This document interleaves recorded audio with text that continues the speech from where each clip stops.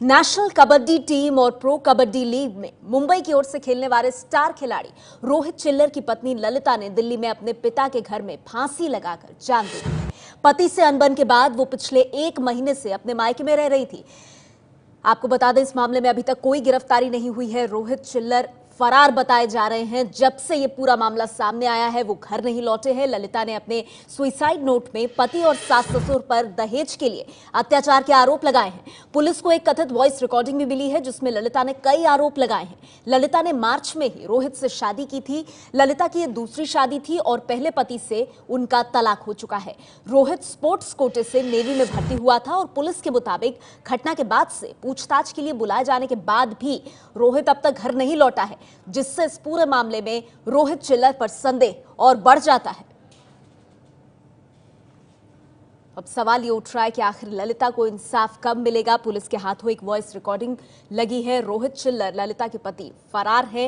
National kabaddi team और pro kabaddi league में मुंबई की तरफ से खेलने वाले स्टार खिलाड़ी हैं रोहित चिल्लर और उनकी पत्नी ललिता ने अपने पिता के घर फांसी लगाकर जान दे दी और साथ ही सुसाइड नोट में उन्होंने अपने पति और अपने सास ससुर पर गंभीर आरोप लगाए हैं। दहेज के लिए प्रताड़ना करने का आरोप लगाया गया है। और ललिता का सुसाइड नोट क्या कहता है, आइए आपको बता दें। ललिता कहती है, परिवार ने और पति ने दुख दिया, मुझे दुख दिया। मुझे दुख है कि पहले रोहित ऐसा नहीं था, मारा भी है मुझे, अपने माँ बाप के कहने पर ऐसा किया है, आधे रास्ते मुझे छोड़ दिया। रोहित का ये धोखा, ये मार, ये दूरी मैं भूल नहीं पाऊंगी। मेरे फोन में एक रिकॉर्डिंग है। मैं चाहती हूं मेरे मरने के बाद मेरे पति और उसके माँ बाप को ये सुनाई जाए। तो आप समझ सकते हैं इस सुसाइड नोट से कितने दुख में थी ललिता। ये बिल्कुल सामने आ रहा है। एबीपी न्यूज संवाददाता अभय पराशर हमारे साथ जुड़ गए हैं। अभय, रोहित चिल्लर का कुछ पता चल पाया है? देखिए नेहा, अभी तक रोहित चिल्लर का कुछ भी पता नहीं चला है। पुलिस का कहना है कि रोहित चिल्लर को बुलाया गया इन्वेस्टिगेशन ज्वाइन करने के लिए, लेकिन वो कल से पुलिस के सामने नहीं आ रहा है। ये भी बताया जा रहा है कि अभी वो शायद दिल्ली से बाहर है।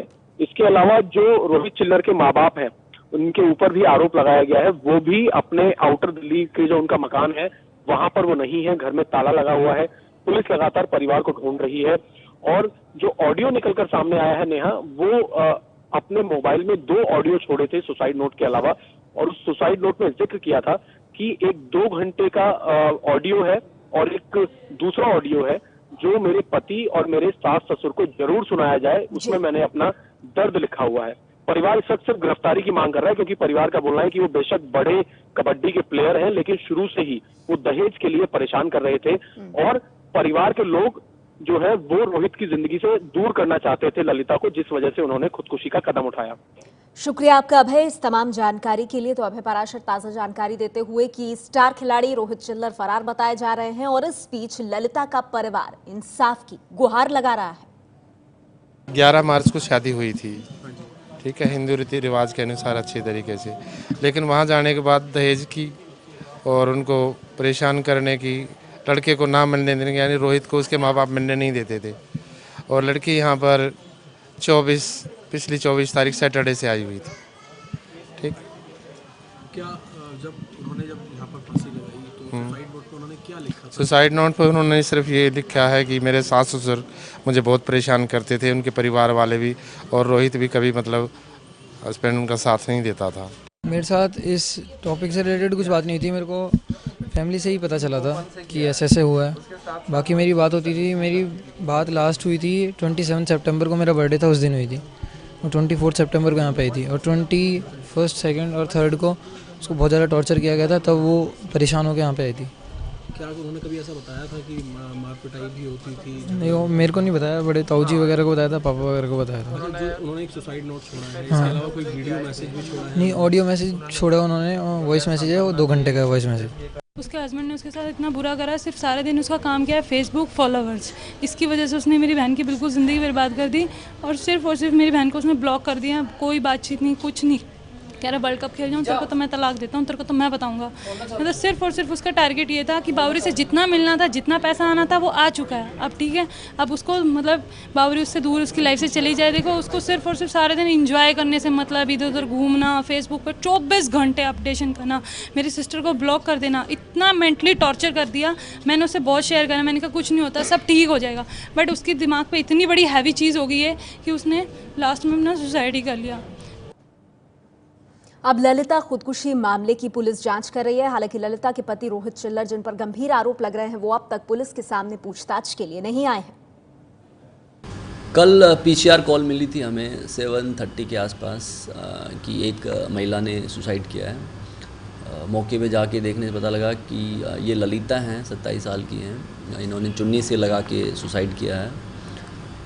इनकी शादी इसी साल 16 मार्च को हुई थी और रोहित इनके हस्बैंड का नाम है। जानकारी में आया है कि वो कबड्डी के शायद प्लेयर हैं और नेवी में शायद उनकी पोस्टिंग है। अभी कंफर्म नहीं है दोनों चीज़ें।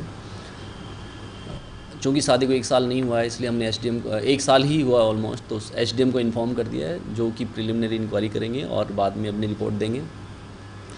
उसी रिपोर्ट के बेसिस पे जब आप आगे की कार्रवाई पुलिस करेगी।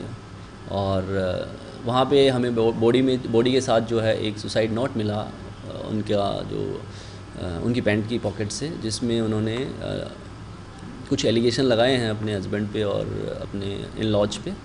उन सबको भी आगे की कार्रवाई में उनकी जांच पड़ताल की जाएगी और उसी हिसाब से कार्रवाई की जाएगी। तो अब सवाल ये उठ रहा है कि आखिर ललिता को इंसाफ कब मिलेगा। आपको बता दें, इस पूरे मामले में पुलिस लगातार जांच कर रही है और ललिता का परिवार कह रहा है कि उन्हें जल्द से जल्द इंसाफ मिले।